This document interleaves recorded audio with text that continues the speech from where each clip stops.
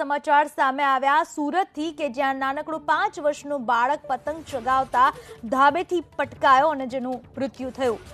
ગાંધીનગર ફળિયામાં રહેતા 5 વર્ષના કેનિલ ગોહિલનું મૃત્યુ થયું। ખાનગી હોસ્પિટલમાં સારવાર દરમિયાન કેનિલ મોતને ભેટ્યો। સુરતના પૂણા વિસ્તારમાં પતંગ ચગાવતા પટકાયેલા બાળકનું મોત થયું। પૂણાના ગાંધીનગર ફળિયામાં રહેતો હતો આ બાળક અને નીચે ફળિયામાં રમવામાં ગયો હતો અને બાદમાં આ રીતનો અકસ્માત થયો। આ વિશે વધુ માહિતી આપવા આપણી સાથે જોડાઈ ચૂક્યા છે અમારા સંવાદદાતા ધનરાજ બાગલે। ધનરાજ, ક્યારે કઈ રીતે આ અકસ્માત થયો છે?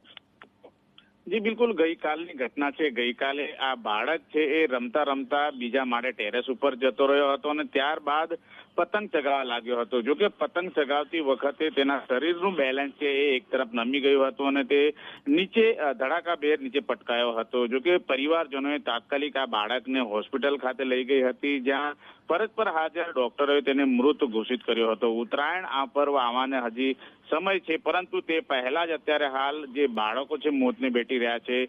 ગત સમયમાં પણ કાતિલ દોરીના કારણે લોકો મોતને ભેટ્યા હતા, ત્યારે તે બાબતને લઈને પોલીસ કમિશનરે જાહેર અપીલ પણ કરી છે કે આ સમયગાળા દરમિયાન સાવચેતી રાખવી જોઈએ અને માતા પિતાએ પણ પોતાના બાળકો પર વિશેષ ધ્યાન આપવાની ખાસ જરૂર છે, તે પ્રમાણેની અપીલ પણ કરવામાં આવી છે। જી આભાર ધનરાજ, આપનો તમામ માહિતી બદલ।